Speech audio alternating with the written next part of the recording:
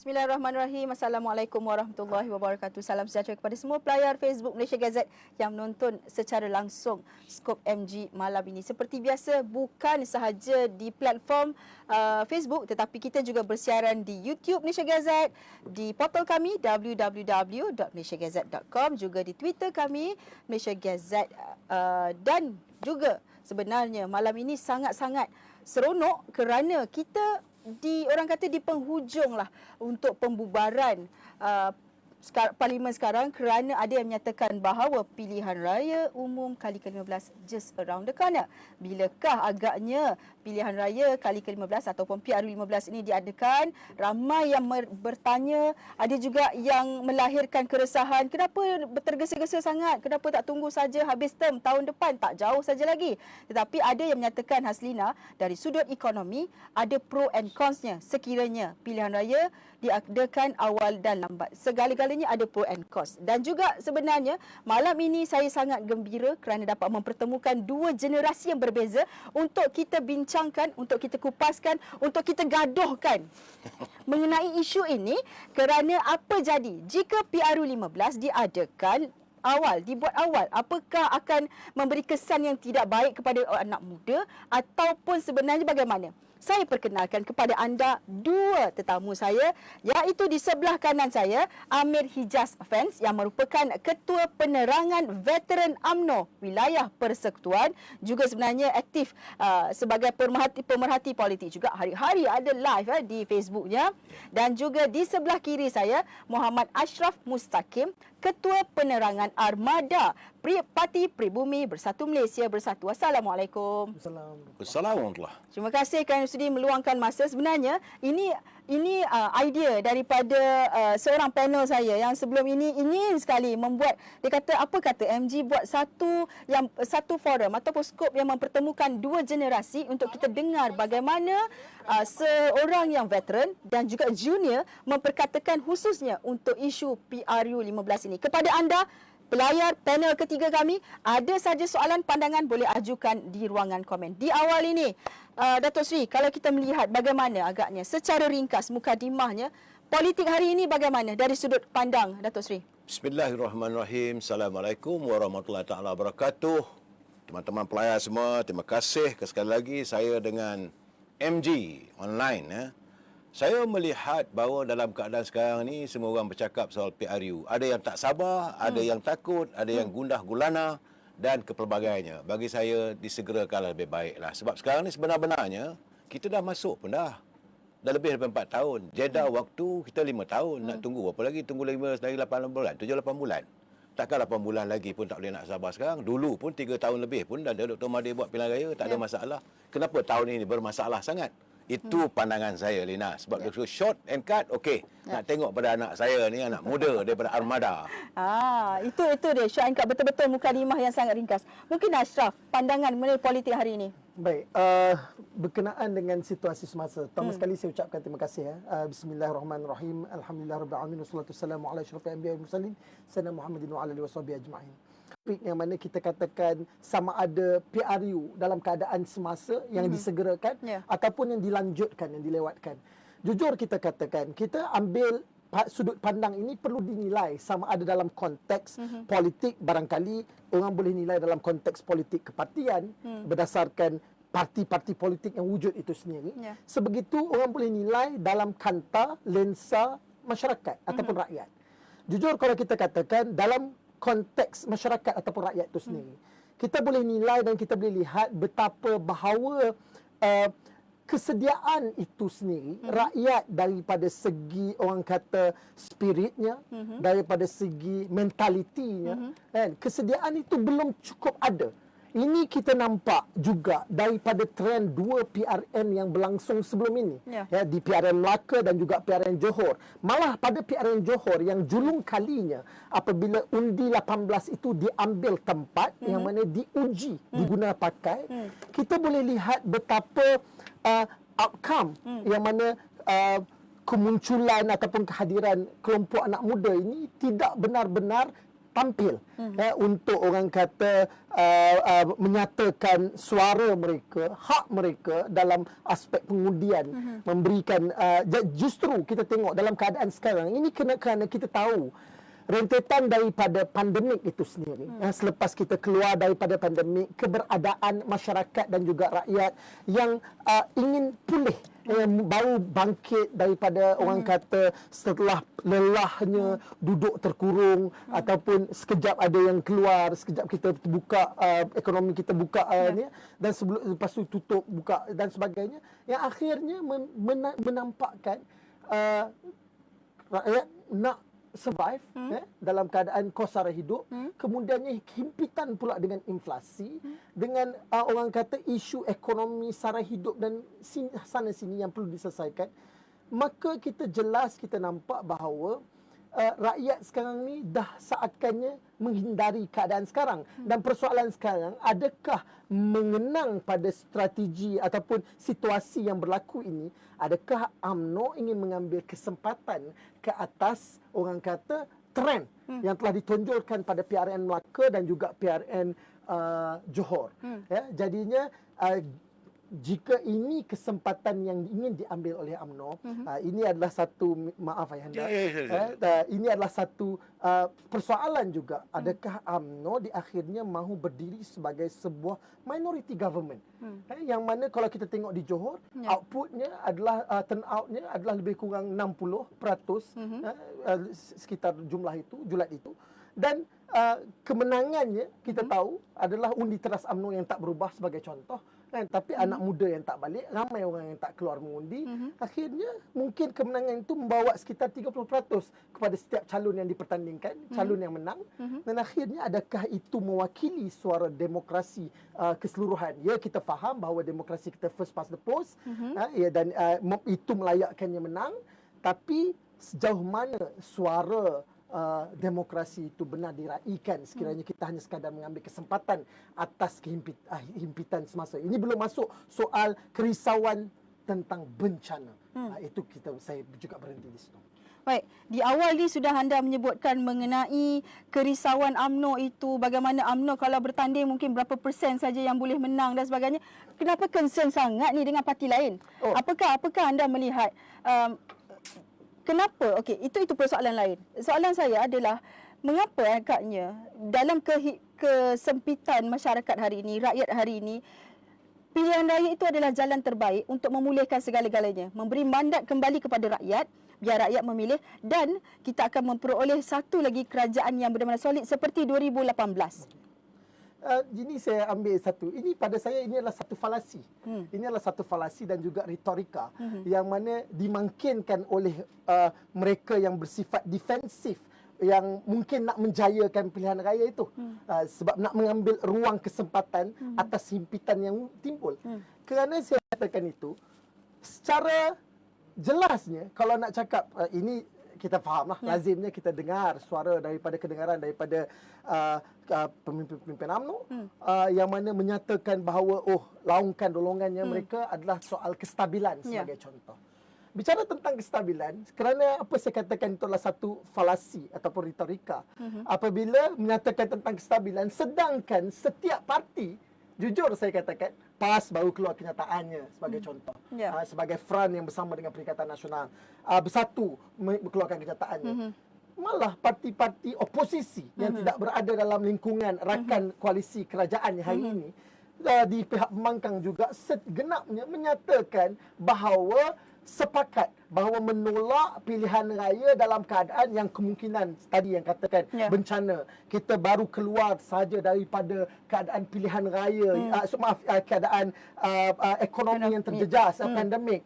Lepas tu kita keadaan yang hari ini nak kecapi keadaan ekonomi yang baik, dalam keadaan sara hidup kita nak ialah pengangguran dan sebagainya. Jadinya isu-isu ini yang menjadi bebanan ke atas masyarakat, yang jadi bebanan kepada rakyat. Jadinya rakyat janganlah pada kita nak mengambil kesempatan atas ini, sedangkan semua parti setuju. Maka ini sebenarnya dah menunjukkan bahawa satu tekad kestabilan yang boleh dikongsi secara bersama. Baik, itu yang dinyatakan Datuk Seri mengenai kesempatan yang diambil sebagai veteran UMNO, melihat kenyataan anak muda kepada UMNO itu mengambil kesempatan ini semua gara-gara nak menang sahaja tanpa memikirkan rakyat. Cuba ulas tanpa berselindung apa-apa Datuk Seri. Okey, saya minta saudara Ashraf tenangkan fikiran dulu sebagai anak muda. Memang anak muda ini selalunya mau ke depan dan sebagainya. Pertama-tama sekali berpaling balik waktu langkah Sheraton. Tuntutan UMNO waktu langkah Sheraton yang melantik Presiden anda sebagai Perdana Menteri adalah kita meletakkan syarat bahawa waktu itu Yang Amat Berhormat Tan Sri Muhyiddin hendaklah mengadakan pilihan raya selepas 6 bulan menjadi Perdana Menteri. Artinya waktu itu kita melihat bahawa kestabilan politik itu tidak terlaksana. Selepas kita melihat lepas PRU 14 bahawa ke suasana yang berkemelut dan sebagainya, langkah Sheraton, kerajaan tingkap atas, tingkap bawah dan sebagainya, kita menuntut very clear bahawa tempoh 6 bulan. Tapi itu terlaksana. Tidak terlaksana, berakhir dengan berlakunya COVID-19. Kita tahu, istana menitahkan kalau boleh jangan ada pilihan raya waktu itu. Memang kita UMNO ni kalau apa saja dititahkan oleh istana, kita akur. Kita tidak pernah menentang apa saja ketetapan yang dibawa oleh istana. Sebab asal usul UMNO itu dilahirkan pun adalah sentiasa berdiri teguh di belakang Raja-Raja Melayu. Satu. Yang kedua, selepas Tan Sri Muhyiddin tidak mahu berdolak-dalik, berdebak, ada pula darurat dan sebagainya, tidak juga mahu mengadakan pilihan raya, akhirnya UMNO ambil ketetapan, kita tarik sokongan sebab janji tidak ditepati. In matlamatnya UMNO tetap dengan pendiriannya hendak diadakan pilihan raya kerana merasakan the only way to solve the problem is give back the power to the people. Bagi balik kuasa itu pada rakyat, kerana biarlah rakyat menentukan sama ada hendakkan kerajaan Pakatan Harapan ke. Sebab waktu itu, sebab saya dah katakan berkali-kali saya bercakap bahawa rakyat memilih pada pilihan raya 2018 bukan kerajaan Pakatan Harapan. Rakyat memilih waktu itu adalah Parti Keadilan. Anak anda sendiri bertanding atas tiket Parti Keadilan walaupun mewakili Parti Bersatu. Dr. Mahathir pun dapat dia punya watikah daripada Kak Wan, daripada Parti Keadilan. Saya menyimpulkan rakyat memilih Parti Keadilan untuk mentadbir negara. Tiba-tiba diberi kuasa itu kepada Pakatan Harapan. Dah jadi kelang kabut, berlaku pula langkah Sheraton. Itu perjanjian mereka, kita tak nak ambil tahu. Sebab UMNO kalah kita dengan bersenang hati, tak apa, ambil lah. Sebab janjinya ada 100 janji dalam manifesto. Tunaikanlah PTPTN-nya, tunaikanlah tolnya, tunaikanlah nak bagi pekerjaan kepada 1 juta warga anak muda. Bagi, tak ada masalah. Kita nak tengok bagaimana pula mereka memimpin. Sebab kita dikritisais begitu teruk waktu itu. Okey, kita cuma mampu dapat 79 kursi. Rakyat dah tolak kita. Kita terima bahawa ini kehendak rakyat, okey. Ya. Tetapi apabila melihat keadaan suasana yang sebegitu, akhirnya berlaku langkah Sheraton, tuntutan UMNO mahu diadakan pilihan raya umum. Serahkan balik kuasa pada rakyat. Tidak terlaksana. Selepas tidak terlaksana, selepas lebih kurang 17 bulan, maka UMNO menarik sokongan lah. Ya. Dah tarik sokongan, perjanjian kita dengan the present Prime Minister, Perdana Menteri sekarang ni, kerana beliau datang daripada UMNO. Okey. Sebagai naib Presiden UMNO, beliau harus ingat bahawa kena akur kehendak Majlis Tinggi waktu itu, you perintah ni ambil alih daripada Tan Sri Muhyiddin, tapi selepas 6 bulan, hendaklah diadakan pilihan raya umum, hendaklah diberi balik kuasa ini pada rakyat. Ini bukan soal ambil kesempatan. Tetapi itulah didengungkan sekarang ni, one after another, tak sesuai, ambil kesempatan. Bila masa UMNO nak ambil kesempatan? Kalaulah dilihat begitu, apakah parti-parti pembangkang yang lain merasakan UMNO akan menang kali ini? Ini membuatkan saya rasa sebagai orang lama, saya rasa kalau gitu keadaannya UMNO akan menang besar kali ini. Kerana PKR takut, PDF Kerajaan Pakatan Harapan takut nak bertanding, Perikatan Nasional takut, PAS pun tak mau, DAP tak nak. Apa lagi? Ni Dr. Mahathir punya GTA pun tak nak. UMNO menang besar lah kali ini. Kalau nak kata ambil kesempatan, bagi saya bercakap anak anda dari segi logika. Saya tidak mahu betul lah saya kata falas. Memang tiap-tiap parti politik ni, saya dah cakap berkali-kali dulu pun. Lina, jangan lupa. Politics is the art of deceiving mankind. How you deceive the mind of the people. Macam mana mereka lakukan sekarang lah. Rafizi deceive-nya dengan cakap itu, Anwar Ibrahim deceive-nya kata begini. UMNO pun juga adalah deceiving mankind. This is a politics. So, kita mesti bersetuju untuk tidak bersetuju. Bukan saya nak belasah orang, tak ada. Dan saya melihat sekarang ni, Lina, pilihan raya kali ini paling seronok. Kenapa saya kata paling seronok? Inilah pertama kali dah tak tahu siapa nak attack siapa. Pas balon UMNO balon PBM, PBM balon DAP balon apa Dr. Mahathir, Dr. Mahathir balon apa Pakatan Harapan, dah berterabur sekarang ni. Hai, cantiknya politik kali ni. Berterabur tak tahu mana dulu 2018 UMNO Barisan Nasional menghadapi Pakatan Harapan. Satu. Itu Parti Keadilan. Tapi kali ini berselerak parti-parti politik ni duk balon-membalon ni. Saya seronok tengoklah. Sekarang ni siapa yang betul? Kalau Anwar Ibrahim kata UMNO tak betul. Okey? Tapi Dr. Mahathir kata UMNO tak betul. Orang Bersatu kata Dr. Mahathir tak betul. Bersatu kata UMNO tak betul. Siapa yang betul sekarang ni? Sebab itu cara yang terbaiklah. Pulangkan balik pada rakyat. Meminjam lagu apa ni Sundal Malam apa? Pontianak Sundal Malam. Ya. Pulangkan. Pulangkan balik pada rakyat, bukan ambil kesempatan. Tak ada. UMNO jelas. Kita bertarung, ada rezeki, kita memerintah. Tak ada rezeki, tak ada. Sebab kita dah biasa kalah, tak ada masalah. Bukan nak ambil kesempatan. Ini pandangan saya. Tapi kalau dikatakan soal banjir, dia orang ni sejak bila jadi Nojong 4 Belarang? Kan? Banjir besar lah. Bila berlaku banjir besarnya? Bagaimana kalau lepas ni besok, tangguh bila? Sekarang ni kita ada jeda waktu 9 bulan. Apakah dalam tempoh 9 bulan ni tak ada berlaku banjir? Katalah berlaku banjir dalam bulan 8. Tak boleh juga pilihan raya. Tapi Datuk Seri, apa yang dikatakan oleh Pakatan Harapan juga Perikatan Nasional ini bergantung kepada kenyataan daripada Jabatan Meteorologi juga. Bukan sengaja. Boleh izin saya. Sikit. Saya nak beritahu sebab Lina dah beritahu tadi, ketua pengarah Jabatan Meteorological Department mengatakan mereka tidak mampu untuk meramal dalam masa sebulan 2 bulan. Cuma mereka boleh ramalkan dalam tempoh 2-3 hari. Yang kita terpengaruh dengan cerita ini memang sekarang ni Indonesia tengah banjir. Sekarang. Okey, di Amerika yes, apa ribut Lina. Kerana kedutaan Amerika kononnya cuma mengeluarkan kenyataan bakal berlaku. So no one can anticipate. Sila saya bicara sedikit.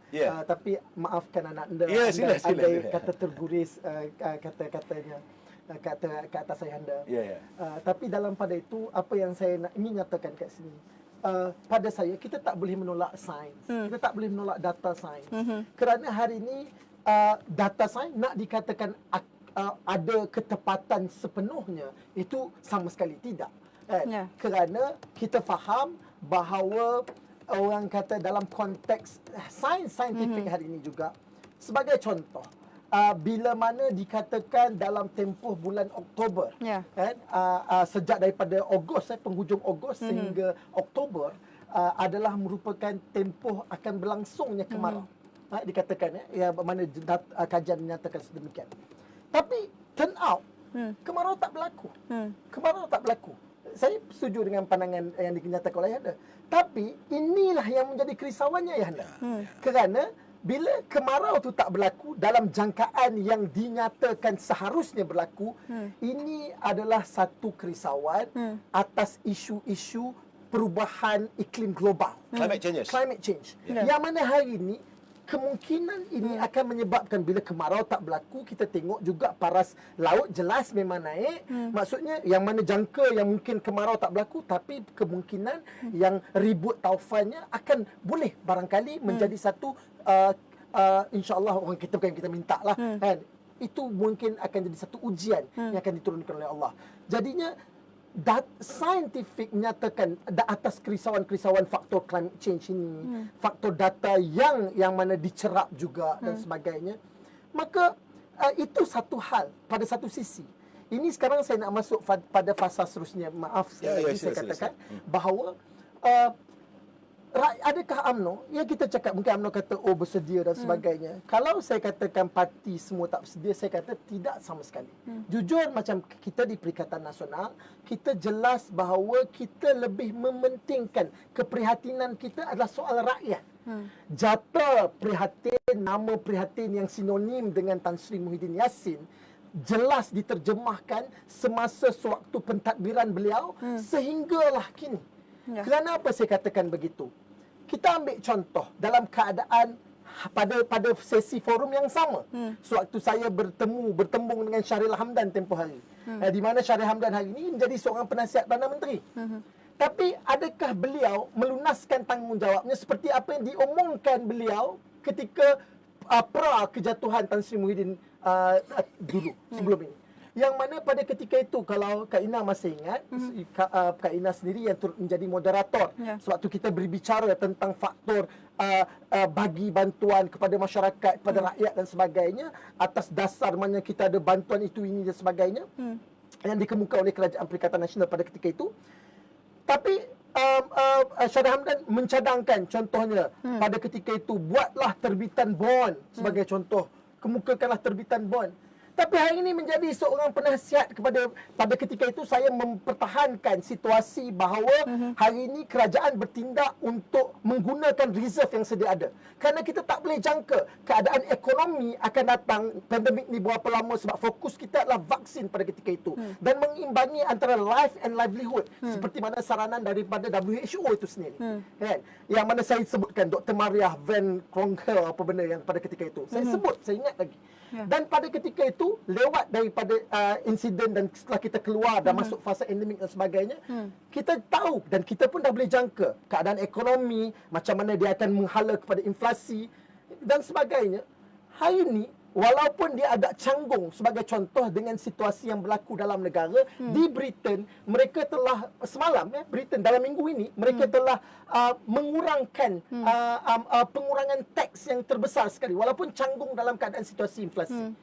Tapi hari ini, di mana Syaril Hamdan, yang mana pada ketika itu kita dah guna reserve, Federal Reserve, di mana pemimpin-pemimpin UMNO yang peduli saat subsidi ditarik, di mana pemimpin-pemimpin UMNO saat ada masalah pengangguran, kan, yang mana gig ekonomi pula dikawal oleh kapitalis, kan, bukannya dimangkin sebagai satu kemandirian individu itu yang bekerja, kan. Di mana mereka-mereka ini yang nak mencadangkan untuk nak pulihkan ekonomi. Jadi wajarlah dasar yang khusus untuk nak membangunkan. Jadinya pada saya, ini adalah waktu dan ketika untuk sepatutnya daripada duit. Ini saya nak jelaskan kat sini. Kita pengurusan kewangan negara, kan? Kita kena faham, kita ada contingency, duit contingency dan sebagainya, kan?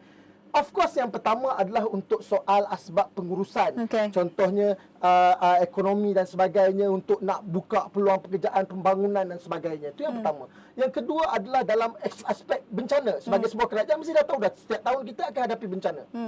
Pilihan raya ni adalah pengurusan wang luar jangka.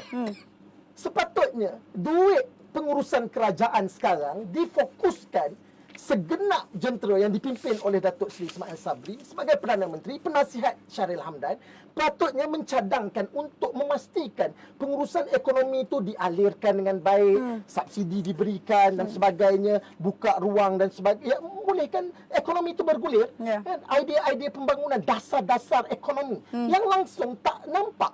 Akhirnya kita tengok dekat sini, tiba-tiba boom, push nak pergi kepada pengurusan belanjawan yang hapus, yang tak sewajarnya lagi. Sepatutnya dua pengurusan untuk pembangunan bagi jana ekonomi rakyat itu tak diletakkan fokus. Jadi Ashraf, ini adalah satu kerisauan.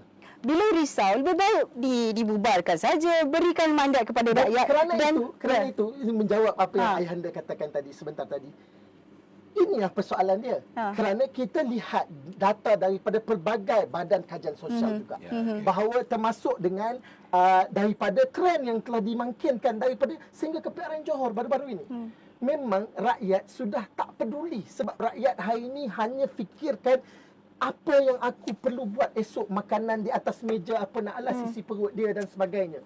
Maka justru bila kepedulian ini tiada dan dia dah mula menolak politik, kita tak boleh benarkan sebagai seorang orang kata individu insan yang terlibat dalam siasah, dalam politik, kita tak boleh sewenang-wenangnya mengambil kesempatan atas hal ini dengan membiarkan rakyat tak turut serta. Kerana keterlibatan rakyat dalam demokrasi adalah hak dan satu kewajipan.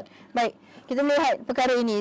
Persoalan saya mudah saja. Bila apa yang dinyatakan oleh Ashraf itu kebimbangan, bagaimana saudara Syaril Hamdan tidak menjalankan tugasnya, wajarlah persoalan saya tadi dibubarkan saja, berikan rakyat ini pengetahuan lebih lanjut lagi, penjelasan mungkin manifesto yang lebih bagus supaya rakyat boleh memilih pada PR15 sekarang ini, supaya tadi kata ada makan di atas meja pada hari esok.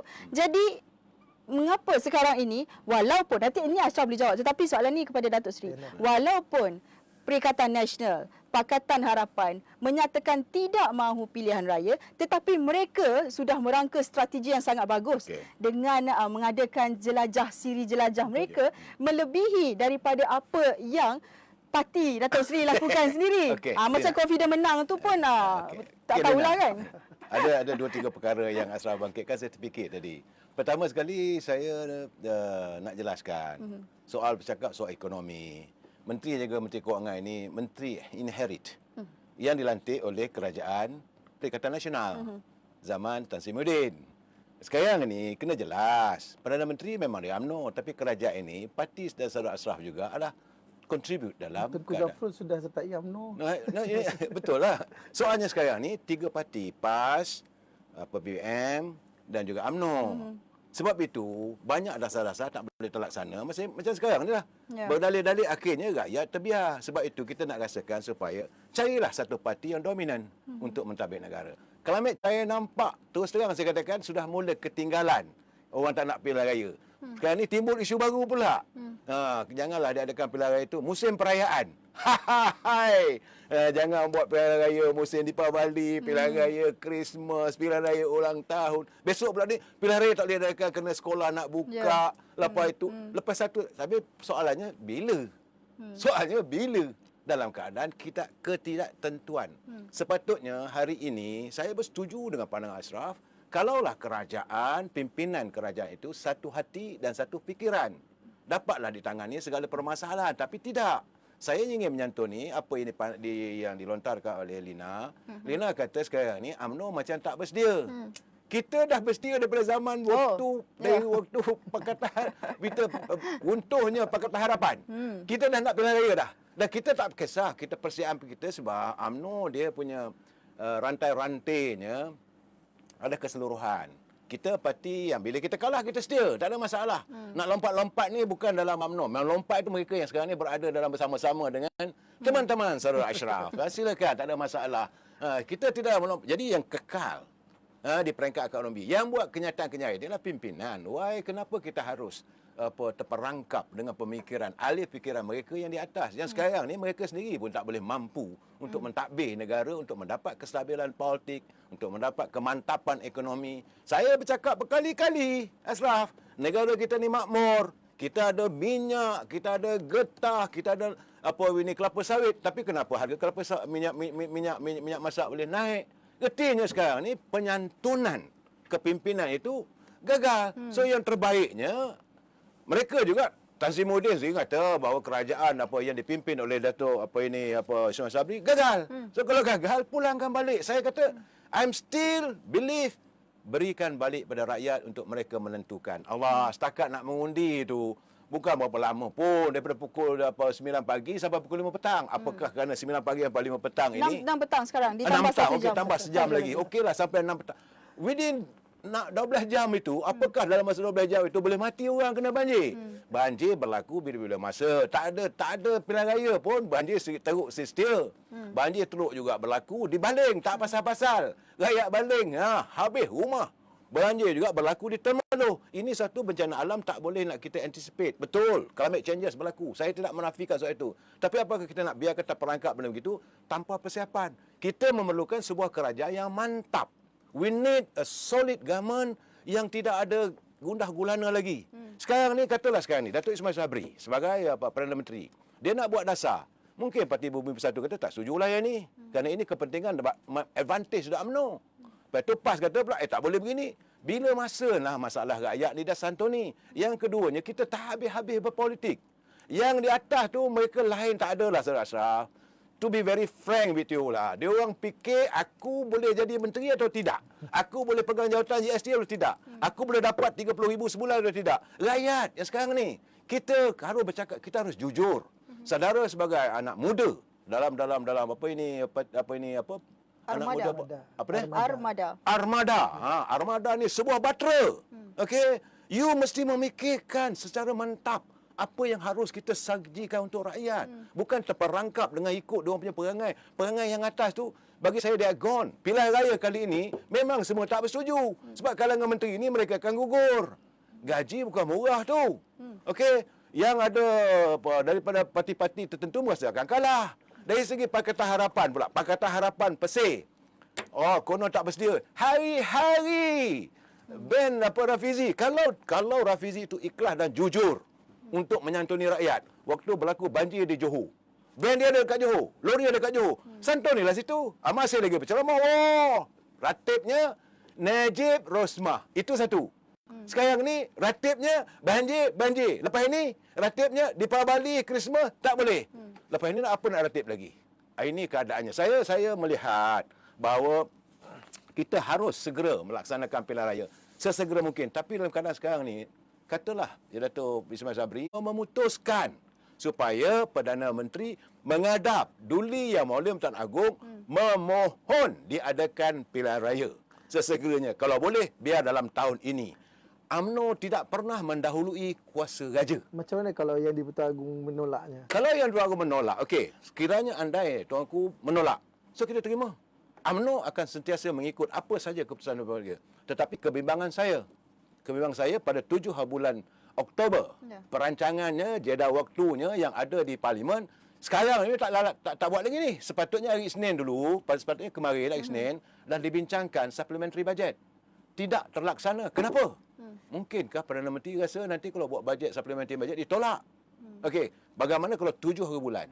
Kalau 7 Oktober bentang bajet, tiba-tiba ditolak. Sebab saya dengar Linggo A kata dia nak tolak. Pakatan Harapan kata nak tolak.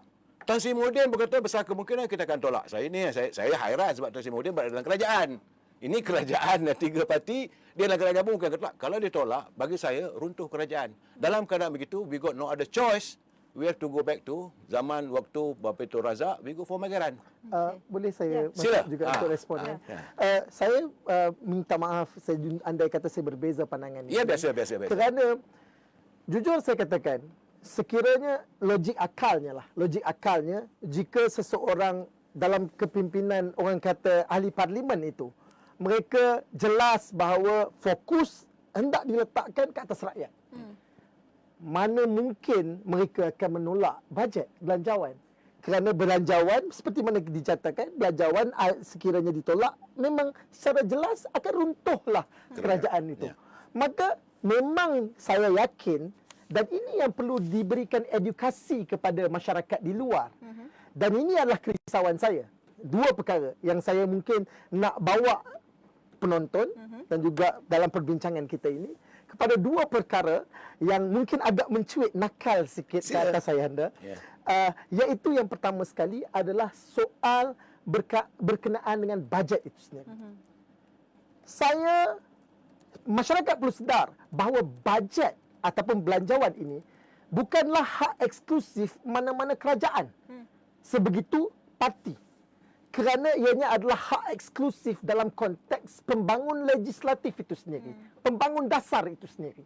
Dan ia meliputi 222 ahli parlimen. Maka bajet juga tak boleh dijadikan sebagai satu manifesto ke atas parti. Ini yang kita nampak, jujur. Kita pun, mungkin kita anak anda ni nampaknya tak adalah bijak mana. Tapi kita juga insyaAllah berakal. Yang kita nampak dekat sini, betapa adakah ini strategi yang ingin digunakan. Sama ada mungkin bentang bajet, tak bentang bajet terus bubar. Tapi ada satu hal lagi yang saya nak bawa yang akan mencuit dekat situ. Sabar dulu. Tapi bentang bajet langsung terus bubar tanpa diperbahas ataupun diluluskan belanjawan itu.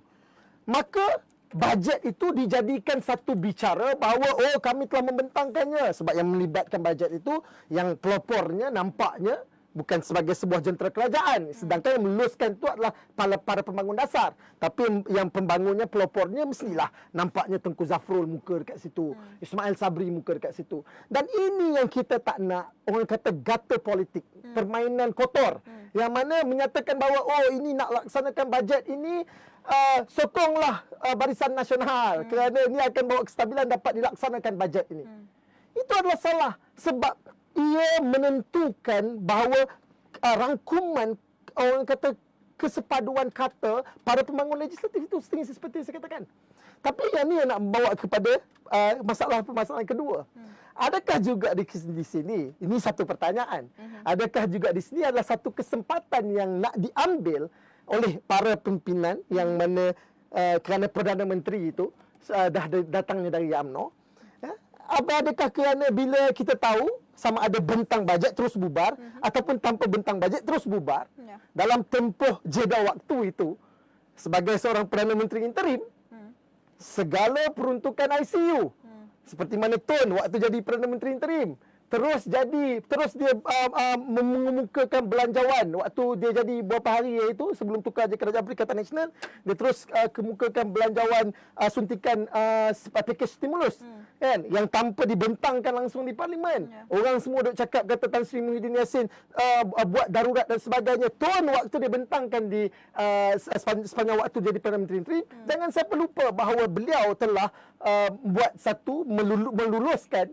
atas kapasiti Perdana Menteri interim belanjawan stimulus. Adakah perkara yang sama yang ingin diulang oleh Datuk Seri Ismail Sabri sebagai Perdana Menteri untuk menjadikan peruntukan ICU itu, sebab semua peruntukan semua kementerian akan dipusatkan di bawah beliau, dan adakah ini akan menjadi satu pengkhianatan ke atas rakyat itu sendiri atas masalah-masalah daripada sumber yang na'udzubillah min zalik. Moga tidak disalahguna. Satu persoalan. Boleh cakap. Okey, pertama saya ke soalan sekali seterusnya. anak saya ni dia berbicara soal tentang keikhlasan ahli-ahli parlimen. Saya mengatakan sebab itu kita nak ubah pilihan raya segera ni cepat supaya nak ditukar ahli-ahli parlimen yang ada ni. Saya tak nampak keikhlasan. Saya bagi contoh.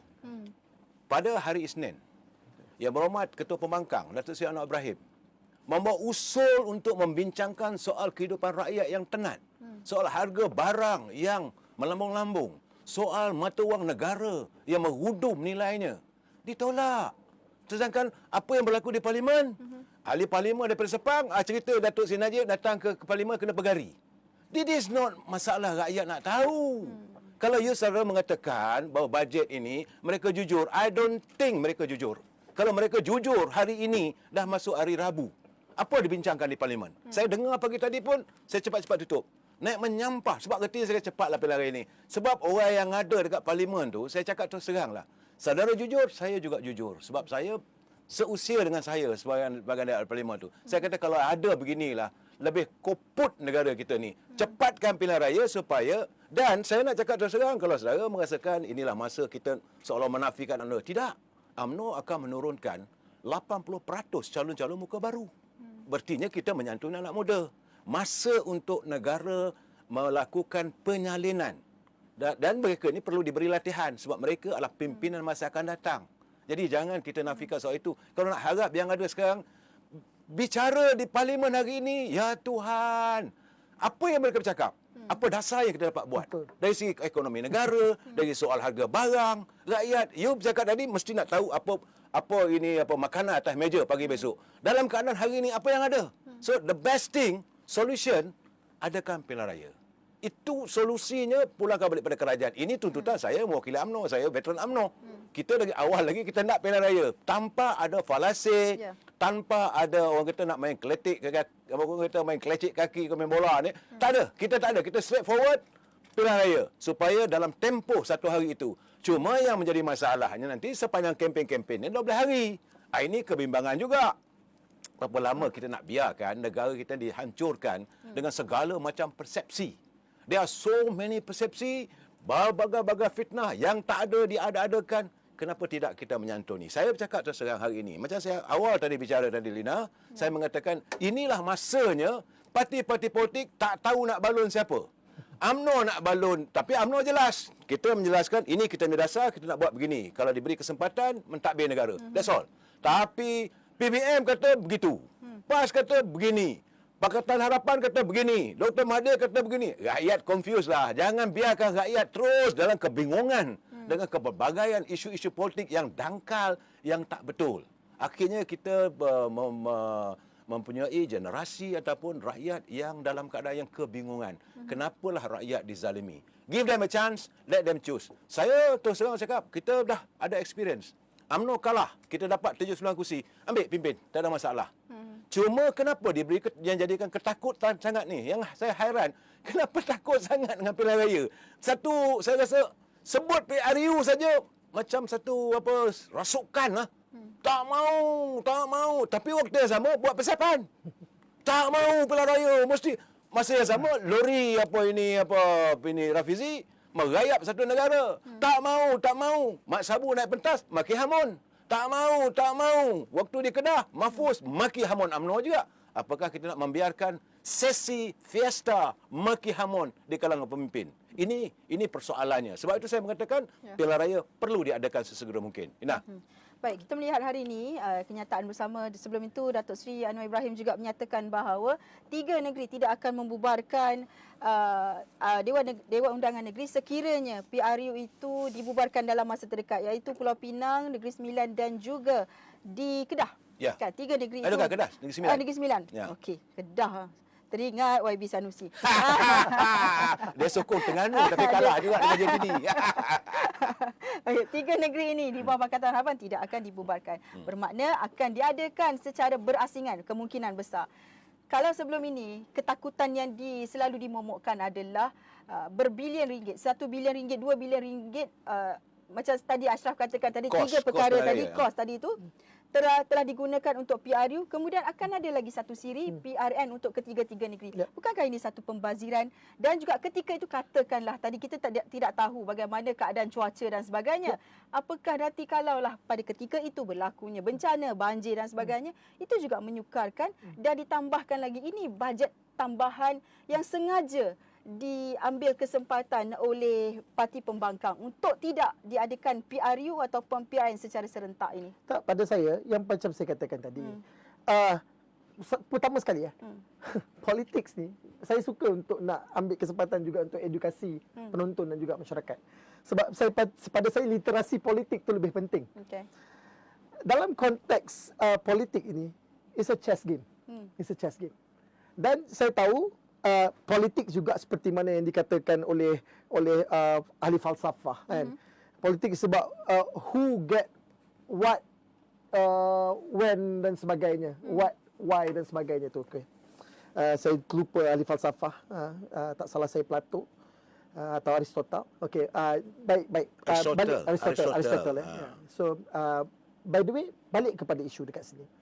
Bercakap tentang isu dekat sini, ini adalah soal chess game kita katakan tadi tu. Mungkin dengan cara ini boleh mendesak orang kata UMNO untuk nak tolak. Mendesak atau mengugut?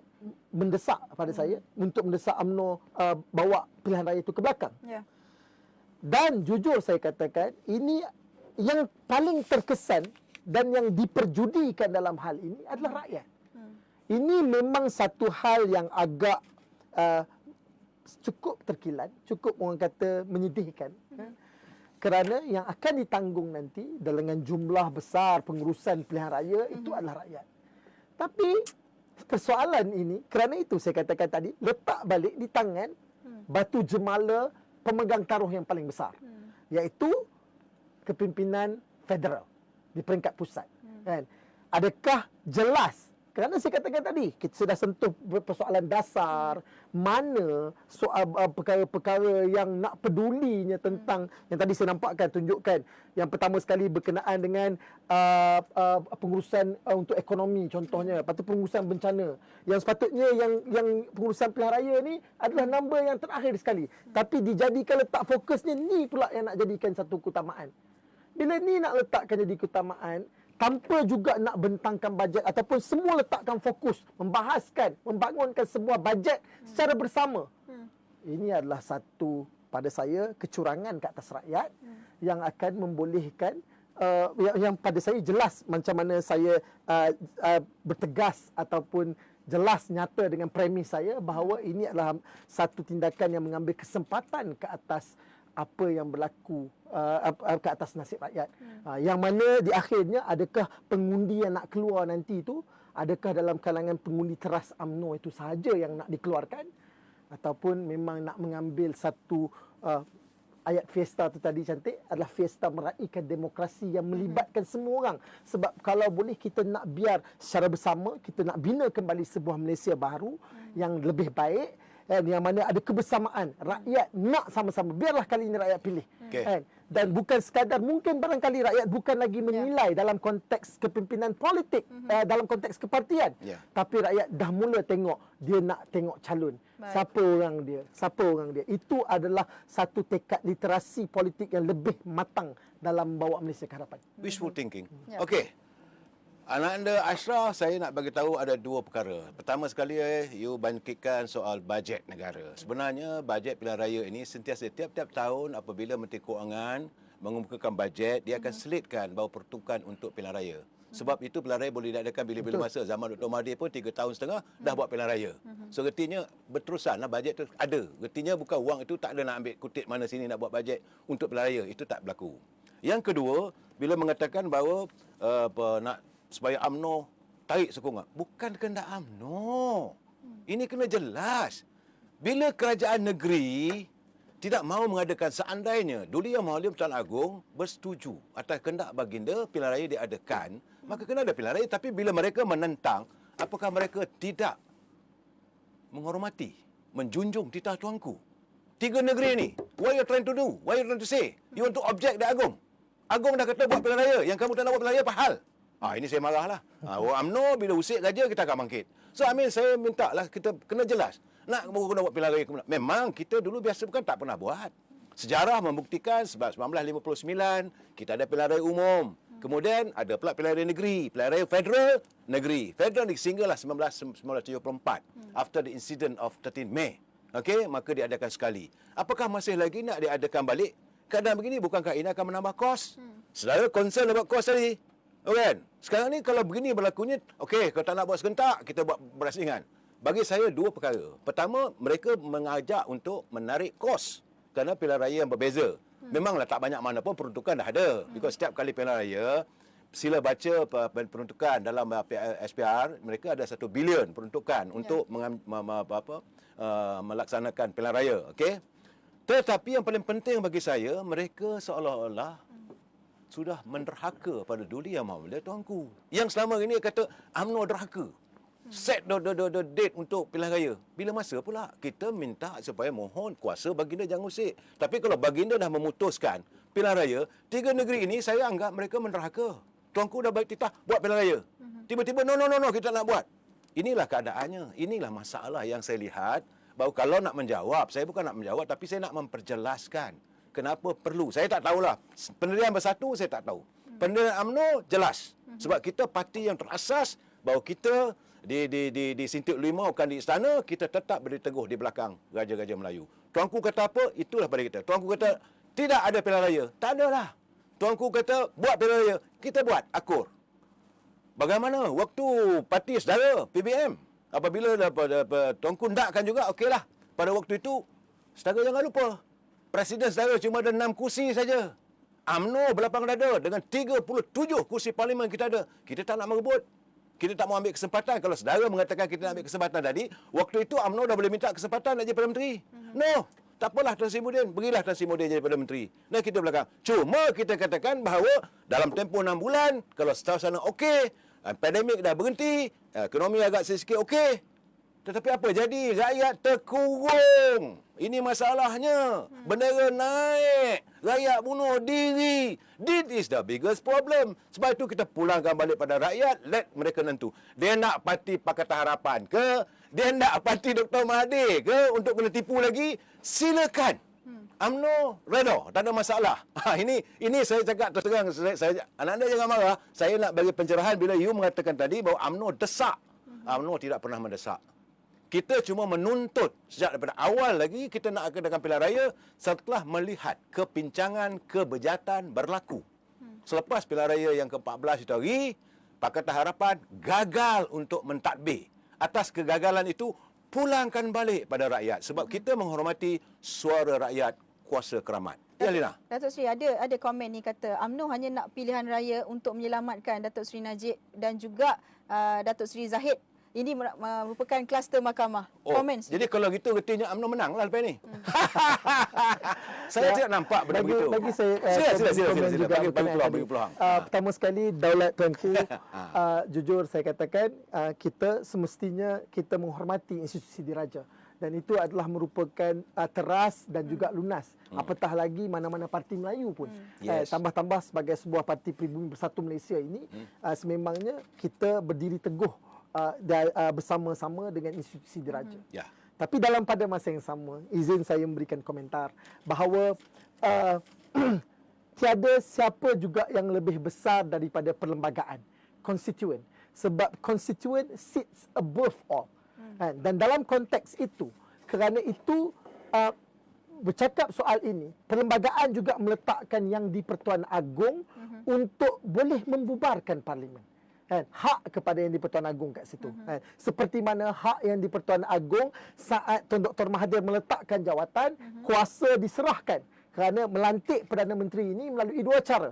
Seperti mana yang termaktub dalam perlembagaan, yang mana saat bila mana yang di Pertuan Agong mengetahui dengan pasti bahawa adanya sokongan daripada dalam kalangan Dewan Rakyat, ahli Dewan Rakyat, maka boleh melantik seorang Perdana Menteri itu. Dan ia boleh dilakukan melalui dua cara, sama ada luar parlimen iaitu melalui SD, dan juga dalam parlimen melalui undi tak percaya. Dan bercakap soal perlembagaan juga di sini, kita faham bahawa kita ada undang-undang perlembagaan persekutuan dan juga undang-undang tubuh negeri. Dan dalam hal undang-undang tubuh negeri ini adalah merupakan satu hak juga yang mana tambah-tambah andai kata seperti negeri-negeri yang ada raja-raja Melayu itu sendiri. Seperti dalam negeri andai kata Kedah, Kelantan dan juga Terengganu yang ada raja-raja Melayu, sekiranya Sultan juga perkenan tindakan andai kata ahli-ahli parlimen PAS, Menteri Besar PAS daripada PAS yang juga ingin menolak untuk diadakan pilihan raya secara serentak, itu adalah satu tamparan kepada pihak UMNO itu sendiri. Kan, yang mana adakah mereka menolak perkenan yang mana raja-raja tambah di Negeri Sembilan juga sekiranya Sultan juga yang bersetuju bahawa hari ini nak dibubarkan dalam keadaan tempoh undang tubuh negerinya dalam tempoh sehingga tamat tempoh, sehingga habis penggal. Jadinya ini adalah satu perkara yang perlu juga dinilai. Dan pada saya perlembagaan berada di atas segalanya dalam hal ini. Dan menyentuh balik berkenaan dengan dalam konteks kita katakan tentang menuju saya tadi tak apa, saya serahkan dulu pada untuk perbincangan. Okey, saya nak bercakap, saya bersetuju pandangan anda tadi bahawa memang itu kuasa mutlak raja-raja Melayu.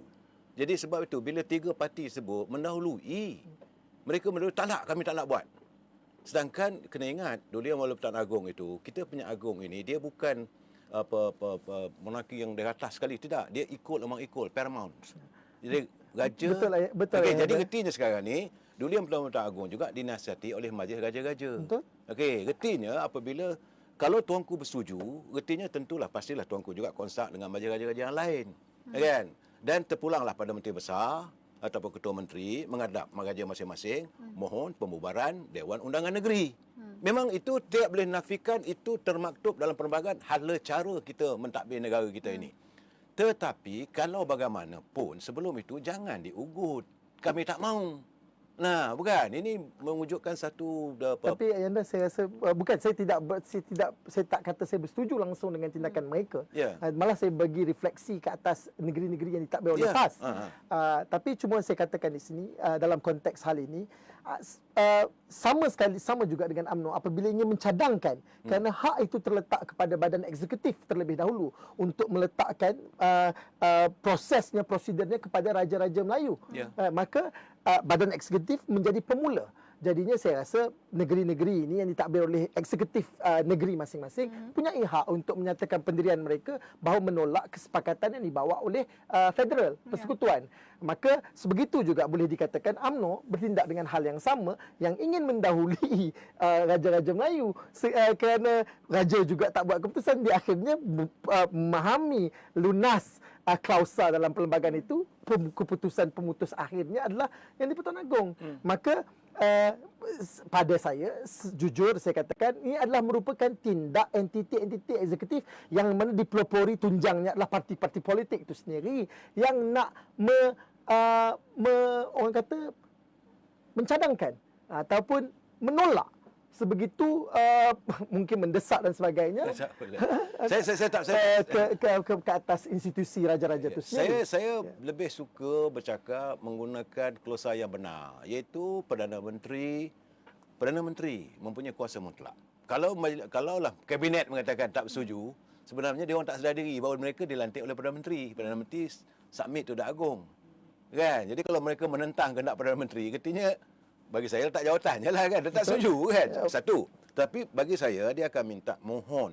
Ayatnya adalah memohon. Sebab dalam perlembagaan Perdana Menteri, ini bab yang lain menasihati. Tetapi bab untuk memprorok apa-apa ini darurat ataupun pilihan raya, maka Perdana Menteri memohon ke bawah Duli Yang Mulia Tuanku untuk membubarkan parlimen. Begitu juga menteri-menteri besar akan memohon daripada kuasa raja-raja untuk pembubaran parlimen. Bukan artinya kita mendahului ataupun memberi ancaman. Artinya kita tak mau akan buat. Itulah ada ciri-ciri yang memperlihatkan seolah-olah put the trump card. Ini UMNO punya kerja. Kenapalah? Saya hairanlah sekarang ni. Sejak PRU 14 dah kalah pun UMNO ni dah kena maki juga. Hairan saya. Dan isunya lain tak ada sekarang ni. Macam yang kata tadi tu, nak adakah ini kluster mahkamah? Ini kluster mahkamah, saya nak cakap terus terang lah. Yang ada dekat parlimen tu berderit nak tunggulah tu kluster mahkamah lah kalau nak sebut. Tapi kenapa kita spesifik jurus berseorang? Dan yang kedua, saya nak beritahu, kalau nak katakan nak menyelamatkan, mahkamah dah buat keputusan. Contoh, mahkamah di Shah Alam dah buat keputusan. Hakim, dia dah reject. Okeylah, dia appeal balik, itu biasalah dalam proses perundangan. Dan masih lagi dalam perbicaraan. Apakah ini nak menyelamatkan Datuk Zahid? Gertinya Datuk Zahid nak jadi Perdana Menteri. Tak ada pun kita mengatakan kalaulah UMNO diberi kesempatan Barisan Nasional mentadbir, maka calon kita setakat hari ini is Datuk Ismail Sabri. Itu pun terpulang pada kuasa Duli Yang Mulia Tuan Agong untuk memikirkan siapakah di kalangan ahli Dewan Rakyat yang pada pandangan baginda boleh mendapat sokongan majoriti di kalangan 222 ahli parlimen. Kalau waktu itu Tuanku kata Anwar Ibrahim. Kalau dia dapat Anwar Ibrahim dapat 100 lebih, ini bukan SD ya. Ini kita ni lepas PRU 14 ni macam-macam kesongsangan politik berlaku. Songsang in the principles of demokrasi. Ya, songsang lah. Parti yang kecil mentadbir parti yang besar. Kan? Tetapi saya melihat bahawa keadaan sekarang ni terpulang pada Agong. Jadi tak ada isu sama ada nak menyelamatkan Datuk Najib. Datuk Najib dah dalam. Apa nak selamatnya? Tetapi kalau itu soal lain bila kita membicarakan persoalan mahkamah. So, kita who are we to discuss about the court? Kita bukannya pengamal undang-undang. Biarkanlah. Tapi kenapa dicipta satu persepsi yang sebegitu? Bagi saya lah, seolah-olah ni mereka nak jadikan UMNO ini sebagai punching bag. Balon. Cuma bila nak datang pilihan raya kali ni, dia nak balon siapa sekarang ni? Saya kadang fikir, lepas ni nak balon UMNO lagi ke? Apakah Pakatan Harapan nak balon UMNO atau nak membiarkan Parti Bersatu? Tapi sedikitlah Datuk Seri, walaupun di balon-balon UMNO, dan nanti saya nak minta juga pandangan daripada Ashraf. UMNO ni juga antara yang seperti PAS masih lagi nak bekerjasama dengan UMNO dan juga dan nak membawa sekali bersatu dan juga sama-sama dengan UMNO. Sedikit je, jangan lama-lama. Betul. Bagi dalam balon-balon UMNO, PAS nak bersama dengan UMNO. Dalam balon-balon UMNO, PAS nak menyatukan sekali Perikatan Nasional. Dalam balon-balon UMNO, kita akan melalui dimensi baru, unjuran baru, kemungkinan UMNO dengan Parti Keadilan membentuk kerajaan kalau tak cukup. Kau dah balon, kau dah maki kami, kau minta kami bersatu lagi. Inilah saya tak faham lah. Tapi sekarang ini apa-apa pun UMNO saja yang tak betul. UMNO itu, UMNO ini. Jadi apakah mereka betul? Itu persoalannya. Setuju ke UMNO? Tapi sebelum tu saya nak tanya Ayahanda, nak cuit Ayahanda lagi. Boleh. Siapa calon Perdana Menteri daripada UMNO ni? UMNO tetap berpegang kepada kuasa raja di bawah artikel 34. Ya, maksudnya UMNO boleh cadangkan Datuk Seri Zahid jadi Perdana Menteri lah tu. Tak boleh. Kalau UMNO diizinkan untuk menubuh kerajaan, maka ketua parti akan menghadap Agong untuk menubuhkan kerajaan. Itu ikut perlembagaan. Sama ada dia masih lagi perbicaraan di mahkamah dan sebagainya, tapi dia harus membawa menghadap tuanku bahawa tuanku kami nak tubuh kerajaan sebagaimana berlaku di Johor. Okey, tetapi kalaulah istana kata bagi 3 nama. Terpaksa bagi 3 nama. Betul. Dia kena dapat keputusan wakil. Tapi kalau kata kita dah buat itu di Johor. UMNO menghantar nama Datuk Asni. UMNO juga mengangkat nama Datuk On. UMNO juga mengangkat nama Datuk Fuad. Tapi bila istana memutuskan nak akan Datuk On, UMNO akur. Ini ketetapan UMNO, jangan challenge bila-bila mana-mana pun. Tapi seperti mana kita tahu dalam perlembagaan, ini adalah termaktub daripada komposisi ahli parlimen itu sendiri. Tapi ada can lah Datuk Seri Ahmad Zahid Hamidi jadi Perdana Menteri ni. Kenapa? Tapi itu bukan masalah. Ya, kenapa Ashraf terlalu bimbang? Kenapa tidak menyatakan PB ataupun Bersatu itu menjadi Perdana Menteri? Bukan, ini yang masalah yang saya nak. Anda tidak yakin dengan parti anda akan menang? Ini hal yang saya timbulkan. Negara kita setelah sekian lama, ini saya cakap pandangan sebagai anak muda. Ya. Okey, saya tak nak sentuh soal parti, soal siapa dan sebagainya. Okay. Ini saya jujur cakap daripada konteks anak muda, negara kita telah lama berlegar atas sosok dan juga individu. Yang mana masyarakat di luar sana perlu sedar dan perlu berhenti untuk menilai kepimpinan atas sosok, figura ataupun individu semata-mata. Ya. Sebab negara bukan milik seseorang Perdana Menteri. Negara itu bukan milik Najib Razak ke, Anwar Ibrahim ke, Mahathir Mohamad ke, bukan. Wa Imam Muhyiddin Yassin, bukan. Kerana apa? Negara adalah milik, kalau kita cakap tentang, kita faham bahawa komposisi tadi kita sentuh tentang perlembagaan, institusi raja-raja, legislatif, eksekutif, judikatif dan sebagainya. Kita tahu bahawa eksekutif dekat sini adalah pihak yang bertanggungjawab untuk nak run the state. Dan it takes, kalau kita tengok perkara 43, tak salah saya, 43/2, kehak tanggungjawab bersama, adalah soal tentang komponen dalam kabinet itu secara menyeluruh. Bukan soal Perdana Menteri semata-mata. Okay. Kerana itu, masyarakat perlu menyingkap dan mendesak para elit politik yang ada, yang running the show hari ini, tak kira mana belahan parti pun, bukan sekadar untuk nak menamakan Perdana Menteri. Betul. Kan? Kita perlu hari ini saya cakap jujur, perlu untuk nak menyingkap siapakah kepimpinan yang ada daripada segi nilai mereka, kan? Ada perbuatan salah laku ke, terpalit dengan kes mahkamah ke, rasuah ke, semua ini seterusnya wajar kita tolak, kan? Dan hari ini kita perlu lihat bukan sekadar sosok individu yang menjadi Perdana Menteri, sebegitu seluruh kabinet ataupun orang-orang yang mungkin akan diketengahkan dalam barisan yang mungkin menjadi calon-calon pada pilihan raya akan datang. Itu adalah satu singkapan baru, bukan saja tengok parti. Sampai bila kita nak cakap letak hari ini, contohnya, logo parti sekian-sekian, letaklah siapa pun, confirm menang. Orang kata letak batu pun terus sampai bila pun menang. Kita perlu hentikan, masyarakat perlu hentikan budaya sedemikian supaya perkara ini tak diambil mudah oleh mana-mana orang yang telah menjadi wakil kepada masyarakat tersebut. Maka nanti datanglah orang tu tak serve dekat ground, kan? Orang tu tak datang ke parlimen dan sebagainya. Ini perlu kita hentikan. Dan sebab itu saya tadi sekadar mencuit. Saya jujur saya katakan di sini, ini bukan soal menamakan Perdana Menteri semata-mata. Ini soal meletakkan sebuah pasukan yang nak mentadbir negara, yang perlu ada citra, perlu ada kualiti, perlu ada nilai yang untuk nak bawa perubahan, yang bawa nilai yang baik ke dalam negara. Kerana berbalik kepada apa yang dikatakan oleh Saidina Umar, pemimpin adalah merupakan cerminan rakyatnya, dan rakyat adalah cerminan pemimpinnya. Baik. Tapi Ashraf, malah saya tidak menyatakan mana-mana parti untuk menyebut mana-mana Perdana Menteri ataupun anda yang menyebut. Adakah anda tidak yakin PB ataupun Bersatu itu akan menang? Semestinya kita yakin. Okey, Jadi sebelum ini saya nak jawab sebab you kata tadi tu bahawa tak semestinya mana-mana calon turun oleh parti itu dulu letak songkok, letak batu boleh menang.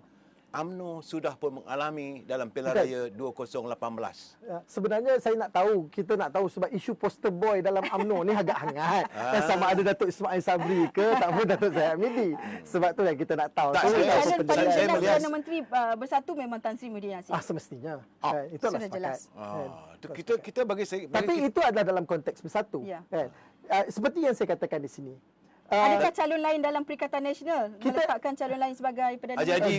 Dalam Perikatan Nasional saya kesepahaman dalam konteks yang telah dinyatakan diwar-warkan juga, kita pun turut menamakan Tan Sri Muhyiddin Yassin. Terbaik. Jadinya Haji Hadi kita tak? ada Haji Hadi? sepakat. Haji Hadi insya-Allah dalam barisan kepimpinan tanah air juga. Azmin Ali tak ada? InsyaAllah ada. Tapi dalam Ini masa nak tanya juga apa kan? Itu sosok-sosok yang bercakap sosok. UMNO kita Sudah. terus terang mengatakan bahawa kita berbalik kepada kuasa duli Yang Maha Pertuan Agong untuk melantik sesiapa saja fikiran baginda yang boleh mendapat sokongan majoriti di kalangan ahli. Dalam- Soal poster boy itu biasalah kita letak sebagai poster, tapi kalau mengikut Akta Suruhanjaya Pilihan Raya, maka tak boleh diletakkan gambar Datuk Ismail Sabri sebagai poster boy sebab dia bukan memimpin parti.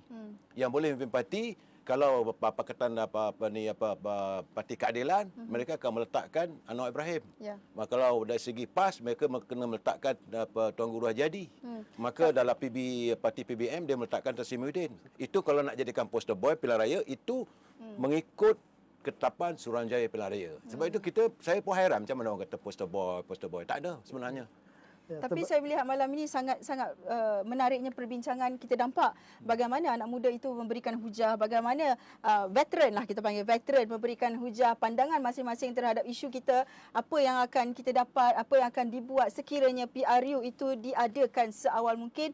Kita melihat kepada bagaimana Ashraf Mustaqim merupakan ketua penerangan armada merasakan ketidakyakinan di atas beberapa faktor, antaranya menyebut mengenai ekonomi, ketidakstabilan. Tetapi Datuk Seri Kamal Amir menyatakan bahawa selagi tak buat, lagi itulah kita akan rasa kucak kacir. Ini satu perbincangan yang sangat baik. Anda di luar terus like dan share. Kita akan sambung lagi perbincangan dengan, nanti saya nak tanyakan persoalan-persoalan daripada anda sebagai panel saya yang ketiga. Tetapi Datuk Seri, saya nak tanyakan mengenai kalau kita lihat sekarang ini ramai yang menyatakan bahawa UMNO dalam keadaan yang sangat gelisah.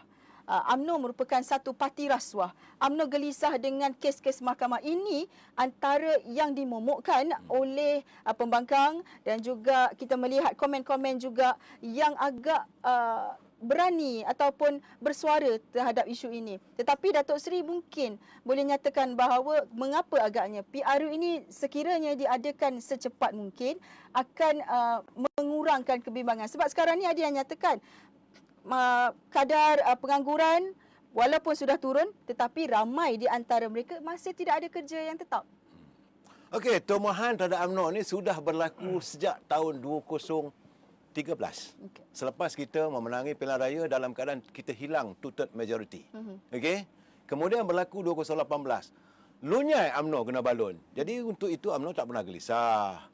Cerita ni nak mengata orang tak susah. Apa ada modalnya? Air liur je dengan mulut dengan lidah. Kata je lah apa pun. UMNO dah, orang Kedah kata, dah mangli dengan maki hamun cacian itu. Jadi kita yang paling penting sekarang ni, UMNO buat kerja.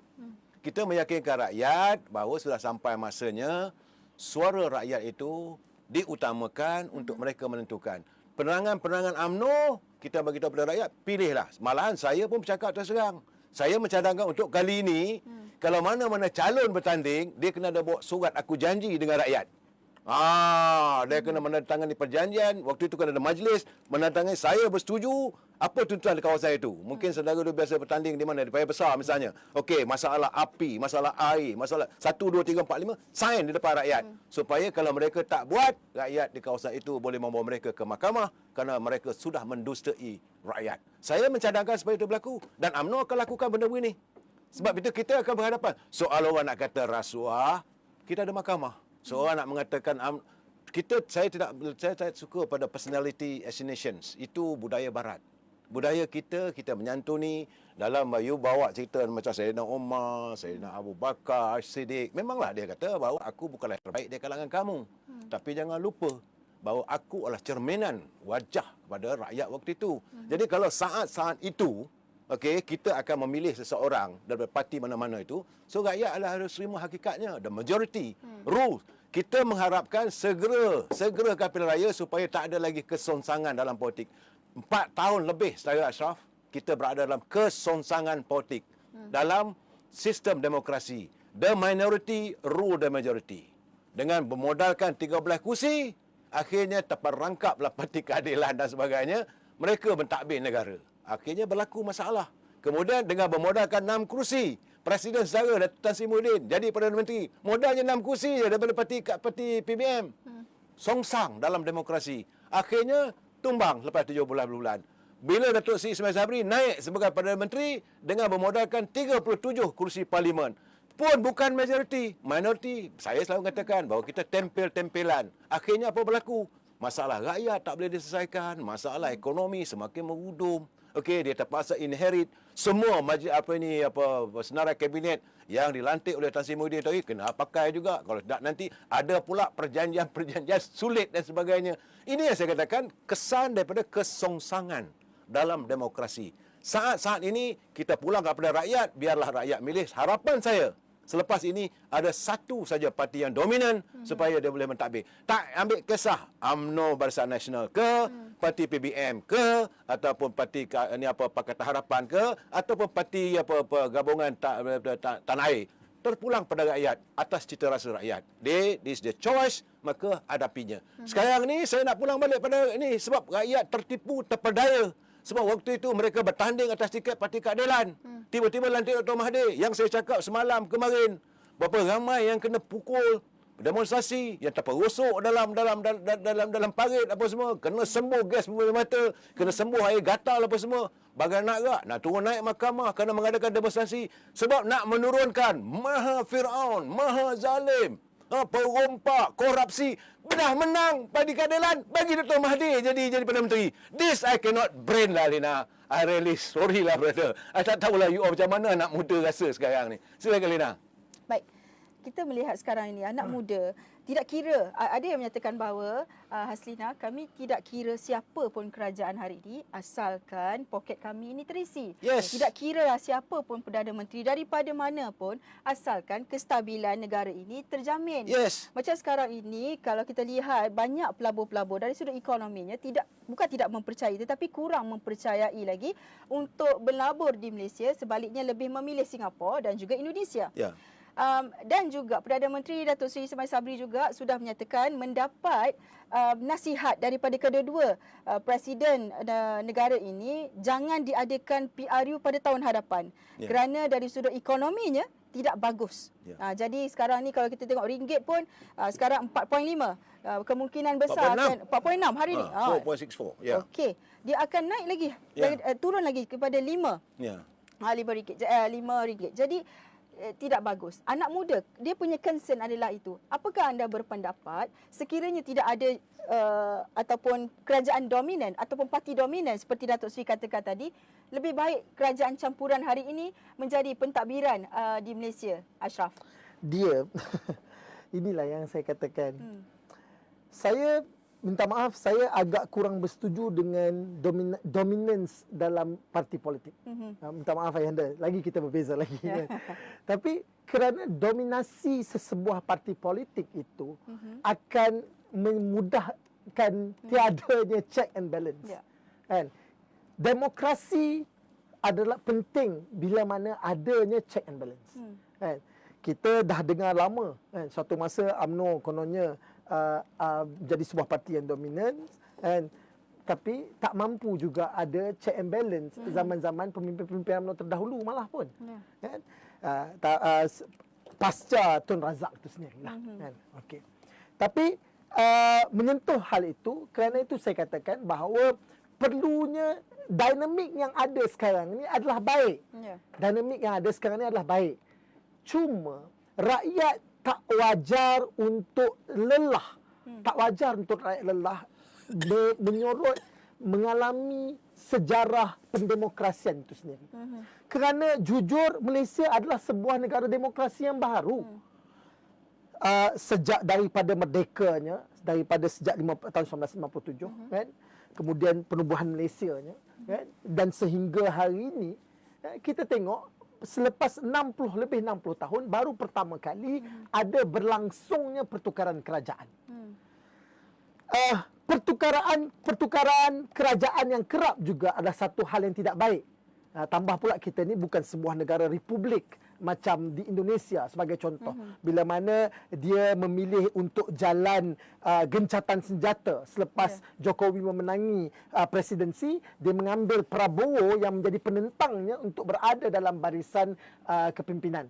Kan? Kita mungkin agak berbeza. Tapi sedikit sebanyak apa yang berlaku dalam tanah air hari ini, yang orang katanya langkah Sheratonnya dan sebagainya, orang dengan pelbagai tuduhan, dengan pelbagai tempelan. Tapi jelas itu juga telah membuka ruang kepada penambahbaikan daripada segi dasar, daripada segi orang kata kita mungkinnya ada undang-undang anti lompat parti dan sebagainya. InsyaAllah nanti kita nak usahakan lagi contohnya daripada konteks pendanaan. Kerana tanpa konflik kita tak mampu untuk maju. Cuma menjadi satu permasalahan adalah bila mana adanya konflik, kita masih nak berlegar ataupun suka untuk bersenggama dengan konflik itu. Tadi anda kata kalau tidak ada konflik, kita tidak akan maju. Ya. Contohnya konflik bagaimana? Apakah perserkitaan dalam politik ini dijadikan ini adalah satu tanda aras? Kerana itu adalah satu pendemokrasian. Ini adalah proses pendemokrasian itu sendiri.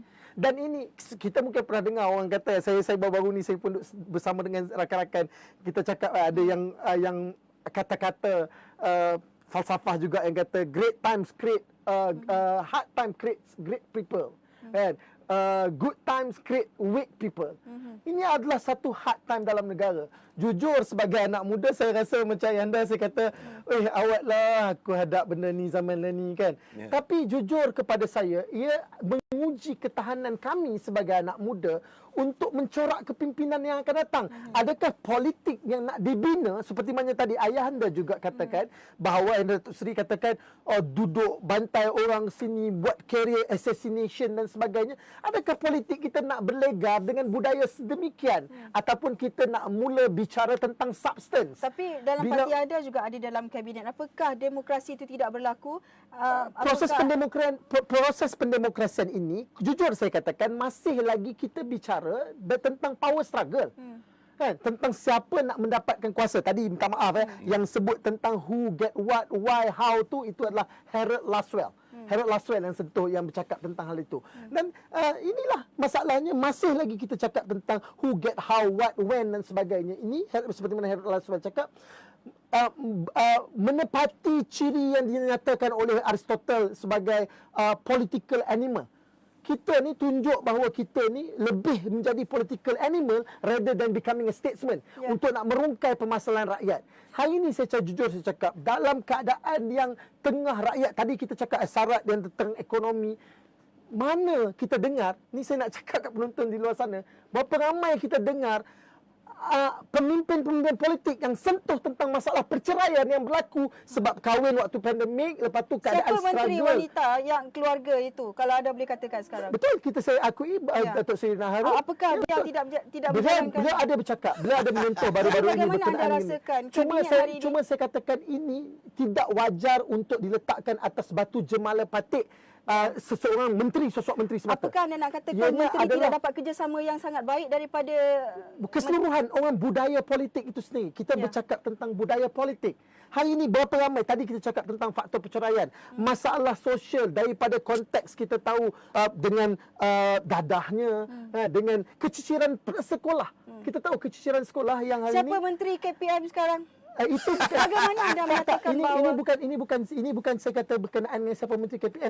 Ini adalah masalah yang ini semua terangkit, dia bukan jatuh ke atas batu jemala satu pihak saja. Ini adalah bagaimana sebagai semua orang politik yang asyik bicara tentang bila nak pilihan raya. Kuasa yang belum tentu mereka ini dapat menyelesaikan hal ini, sedangkan ruang yang ada ini wajar diberikan untuk kesepakatan, ayo kita selesaikan bersama. Ini masalahnya, masalah sosial, masalah keciciran dalam pendidikan, masalah orang kata perceraian tadi. Ini semua perkara. Tapi adakah kita dengar pemimpin ramai dalam kalangan pemimpin politik yang cakap tentang hal ini, melainkan tentang siapa nak jadi Perdana Menteri? Contohnya Anwar Ibrahim daripada dulu, sejak daripada dia keluar daripada penjara, dia tubuhkan tarikat dia zikirnya adalah bila nak jadi PM, bila nak jadi PM. Kan? Baik. Jadinya sampai bila? Hanya persoalannya adalah soal kuasa, melainkan soal-soal substance. Kita nak cakap tentang green economy, tapi saya nak cakap dekat sini, ini saya nak tambah. Ini agak menarik. Bila cakap kata pelabur dan sebagainya, sebenarnya prestasi pelaburan negara adalah cemerlang. Dan ini di bawah Datuk Seri Azmin itu sendiri, kita tengok perdagangan telah meningkat 1.873 trilion. Ini ada data, yang mana data ini ada, boleh tengok dekat Matrix HQ. Ekspor meningkat dengan 1.014 trilion. Import meningkat 858.83 bilion. Ini di bawah MITI, di bawah Datuk Seri Azmin Ali, dengan lebihan dagangan sebanyak 155.57 bilion. Ini adalah perdagangan ekspor, import dan lebihan dagangan bagi Januari hingga Ogos 2022, mencatatkan nilai tertinggi bagi tempoh tersebut. Ekspor melepasi 1 trilion dan merupakan tempoh terpantas yang pernah direkodkan. Semua pasaran dan barangan utama menunjukkan pertumbuhan 2 digit. Jadinya, bercakap tentang menteri-menteri yang dipersoalkan tadi juga, ini sebagai contoh, Datuk Seri Azmin Ali menunjukkan prestasi yang baik sebagai seorang Menteri Perdagangan yang bawa balik pulangan hasil perdagangan dalam tanah air kita. Tapi sejauh mana pula kepimpinan tanah air di peringkat lainnya untuk sinergi, pastikan hasil dagangan ini dirasai, dinikmati oleh rakyat. Ini yang kita... Itu yang saya nak soal ini. Ini yang kita cakapkan. Kerana apa? Kita dah berlama kita cakapkan. Saya pun kadang-kadang dah naik muak. Kita sering bicara tentang KDNK. Naik, KDNK naik.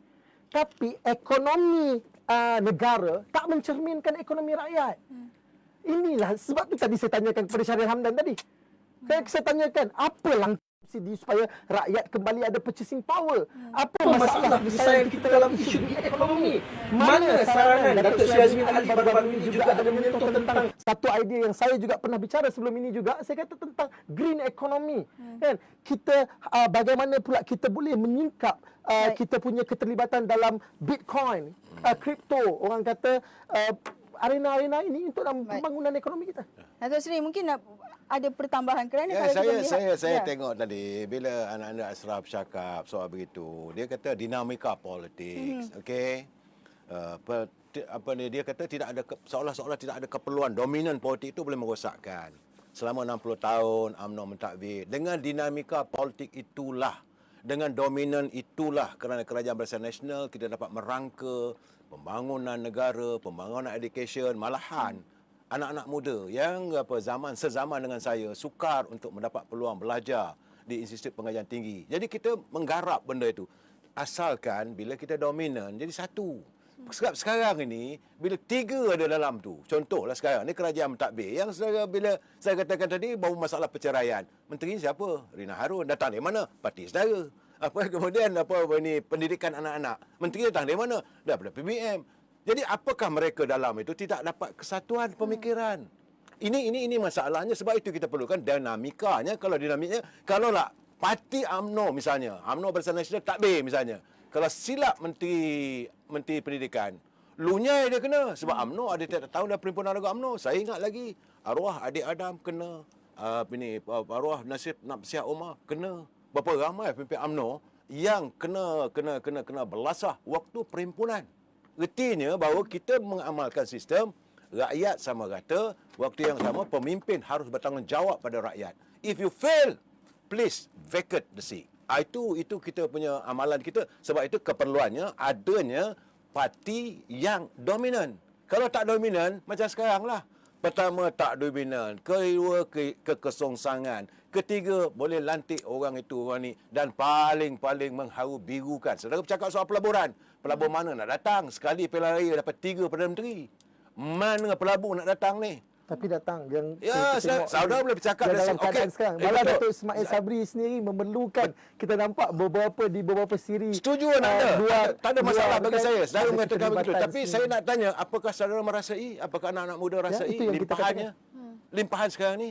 Kalau itu kita rasai, tidak berlaku harga barang yang naik. Tidak berlaku berapa ini. Saya bagi contoh mudah saja. Di situ yang harga barang naik itu, ada kat situ pemimpin UMNO pula ada di sana. Mana pula tu? Natalinggi. Kita bukan Bukan, kita Satu cakap Natalinggi, satu Betul Petani hanya daripada bersatu. Penuh kat situ syarat. UMNO ni kementeriannya kena cahaya saja. agihan dalam konteks pembangunan, dalam konteks yang pelbagai. Kerana itu saya cakap, seperti mana daripada awal tadi, pihak ayahanda sendiri, kita sudah bermula. Saya sendiri menolak untuk point finger. Ya, okey, setuju. Menuding jari. Ya, setuju. Kerana itu saya katakan daripada awal, kita tidak perlu hanya hari ini melihat dalam konteks meletakkan batu jemala ke atas seorang individu. Tapi Okey. bagaimana kebersamaan jentera sebagai sebuah jentera kerajaan. Hari ini dalam konteks, hari ini saya ambil contoh, bila mana Tan Sri Muhyiddin Yassin, Tan Sri Muhyiddin Yassin telah mencadangkan moratorium, contohnya mencadangkan untuk pemberian moratorium sebab untuk nak mengembalikan purchasing power. This is a basic economy. Saudara. Lepas tu juga dalam konteks yang kita cakap cabaran, Ya. dalam konteks kita ambil contoh di di Britain yang kita cakap sendiri dalam keadaan inflasi, tapi inflasi itu tak boleh secara teoretikalnya kita boleh lihat pengurusan ekonomi itu dalam konteks teori, tapi dalam konteks pengurusan yang menjurus sebenarnya adalah berbeza. Kita tak boleh ambil apa berlaku di US, di UK, di Malaysia sebagai satu garapan yang sama, kan? Dan hari ini kerana itu Tan Sri Muhyiddin Yassin telah mencadangkan, contohnya dalam keadaan OPR yang dah dinaikkan 3 kali berturut-turut, kan? Bagaimana pula langkah untuk nak atasinya, untuk nak kembalikan purchasing power, yang mana pengangguran macam katakan tadi disebut oleh Kak Ina sendiri, bagaimana pengangguran yang kononnya dimomok katakan tak ada, kan, dah semakin berkurang, kan, tapi hakikatnya orang tak ditempatkan berada dalam ruangan kerja, dan lepas tu bagaimana pula Tan Sri Muhyiddin Yassin boleh juga telah mencadangkan moratorium untuk mengembalikan purchasing power, juga cadangan-cadangan dalam konteks hari ini tax exemption dan sebagainya, kan, lower the tax dan sebagainya, macam mana British mengambil langkah yang sama, kan. So itu antara contoh-contoh, tapi tak Maknanya, didengari. Maksudnya apa yang Tan Sri katakan tidak didengari oleh kabinet. Oleh pimpinan Datuk Seri Ismail Sabri itu sendiri, kan. So jadinya oleh kabinet itu sendiri. Kabinet Kerana itu kita nampak respon Tan Sri Muhyiddin Yassin yang telah yang memberikan reaksi bahawa betapa dia telah cadang, kan, tapi tak diambil diguna pakai cadangan-cadangan yang telah dikemukakan. Dan hari ini kita dah nak menjelang dengan bajet. Kerana itu sepatutnya kita menghalakan tujuan kita ke atas bajet yang patut kita selesaikan ke atas isu-isu rakyat. Jadi itu Ashraf, adalah satu kepentingan. mengapa yang paling anda utama. tidak bersetuju dengan dominan parti untuk mentadbir, sedangkan kerajaan yang ada sekarang ini sayangnya cadangan-cadangan yang baik daripada Tan Sri Muhyiddin Yassin, kepimpinan daripada Bersatu tidak didengari kabinet. Apakah Hari ini kita ambil satu contoh dalam Perikatan Nasional. Baik. Kan? Perikatan Nasional tak menunjukkan budaya abang besar. Okey. Kita tengok dalam Perikatan Nasional sendiri, secara konsensusnya adalah pernyataan ataupun perbincangan yang secara bersama yang menilai ini kebersamaan, bagaimana juga pandangan PAS. Mungkin ada, biasalah orang politik ni, kan, kadang-kadang pemimpin ni ada slip mouth, kan, dia tercakap sekian-sekian, tapi mungkin ditegur rakan koalisi, kemudiannya kita sepakat. Bukannya budaya dahulu yang mungkin ada yang mengatakan, oh ni abang besar, kau kena dengar aku adalah macam ni, ini dan sebagainya. So praktik ini mungkin perlu kita nilai, kan. Barangkali macam kita mulakan premis kita daripada awal, setiap satunya ada pro dan kontra, kan. Tapi dinamisme adalah satu hal yang baik untuk tujuan khususnya pendemokrasian itu sendiri, dalam konteks check and balance itu sendiri, dalam konteks itu kita lebih maju supaya tak ada dominasi yang kita risau akan berlaku kecurangan, perkara-perkara ketirisan dan sebagainya. Ini adalah perkara-perkara yang kita perlu nilai. Betul, barangkali boleh kita momok, boleh kita nyatakan bahawa ada kestabilan. Tapi sejauh mana hal ini juga, yang mana kestabilan yang telah dicurangi akhirnya menanggung kesan hari ini dalam keadaan pengurusan ekonomi negara dan sebagainya.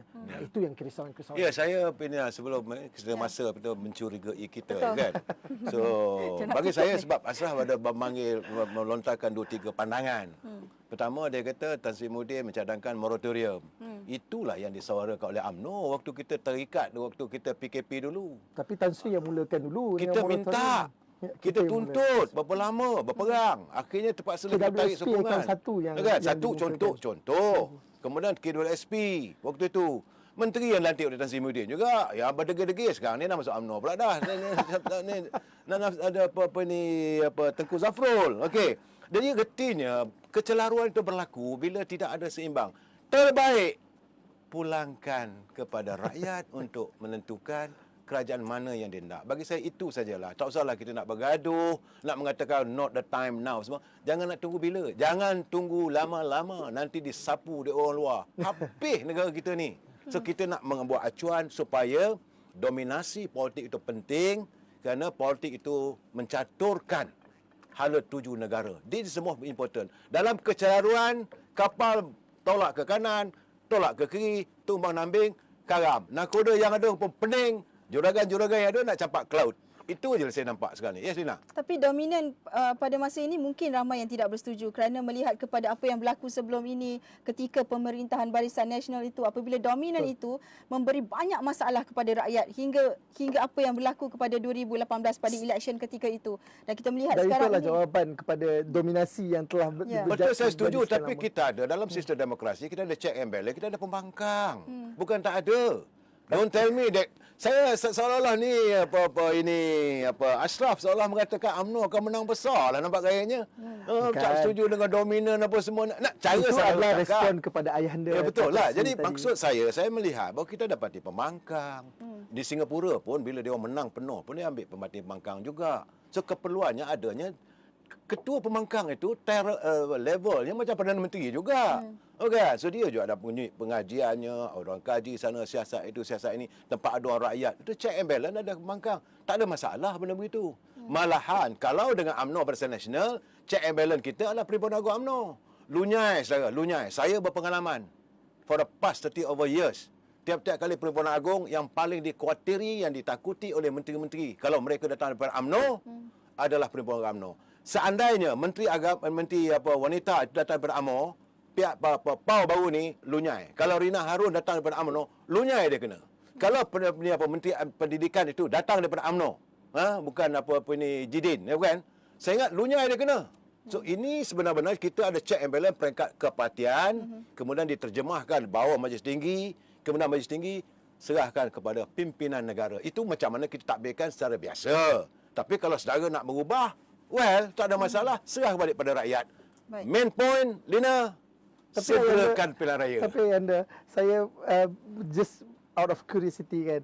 Dalam beberapa siri Perhimpunan Agung UMNO langsung tak bicara pun tentang isu-isu masalah-masalah rakyat yang timbul. Sebab kita bukan yang kita kerajaan. nampak ini dalam tempoh kerajaan Perikatan Nasional dan Datuk Seri Ismail Sabri menjadi Perdana Menteri. Lunyai. Kita nampak sendiri yang hanya dibincangkan, dimangkinkan di perhimpunan, di Dewan Merdeka itu sendiri hanyalah persoalan bila nak bubar parlimen dan mendesak untuk pengampunan ke atas Datuk Seri Najib ke ataupun dan sebagainya, benda-benda terkait ni apa yang terpalit ke atas pimpinan UMNO. Jadinya jauh sama sekali membicarakan soal rakyat. Itu yang saya katakan tadi. Check and balance adalah penting untuk pendemokrasian. Dominasi sebuah parti politik akan membuka lembaran kepada authoritarian punya politik, kepimpinan yang authoritarian, dan ini adalah satu kerisauan. Saya tak nafikan bahawa kepimpinan teras Melayu itu penting dalam mencorak tanah air kita. Itu adalah pada jiwa saya. Yang mana kerana negara kita perlu dibangunkan di atas teras kebudayaan Melayu. Berteraskan perlembagaan, berbalik kepada dasar kebudayaan kebangsaan dan sebagainya. Itu adalah jelas. Tapi Tapi check and balance itu wajar. Ashraf, saya nak bagi tahu terang, mungkinlah saya tak salahkan saudara sebab saudara tidak mengikuti Perhimpunan Agung UMNO. Kalau saudara kata tak membincangkan soal itu, pertama bila saudara kata membincangkan pengampunan Sri Najib tidak berlaku. Kita mana PAU. Kita dalam PAU Datuk Najib belum dihukum lagi. Okey, cuma kita minta supaya pertama sekali kita pertahankan sistem keadilan. Judisiari itu tidak boleh ada campur tangan daripada orang politik. Itu satu. Tapi kita ada usul pendidikan, usul agama, usul ekonomi. Itu dibincangkan dalam kita punya perhimpunan. Mungkin kerana saudara tidak menghadiri. Jadi apa yang di-pick up oleh media? Media suka mencari sensasi, the sensational issues, kan? Jadi itu dihalatkan. Kalau saudara mengikuti perkembangan, ini bahagian nak bersidang ni. Sila hadiri ataupun dengar perhimpunan persidangan UMNO bahagian-bahagian. Mesti akan dibincangkan juga. UMNO tidak lari sebab UMNO merasakan dari rakyat untuk rakyat. Itu tidak boleh dinafikan. Mana-mana pemimpin UMNO yang menafikan soal rakyat, itulah paku terakhir dalam keranda politik mereka.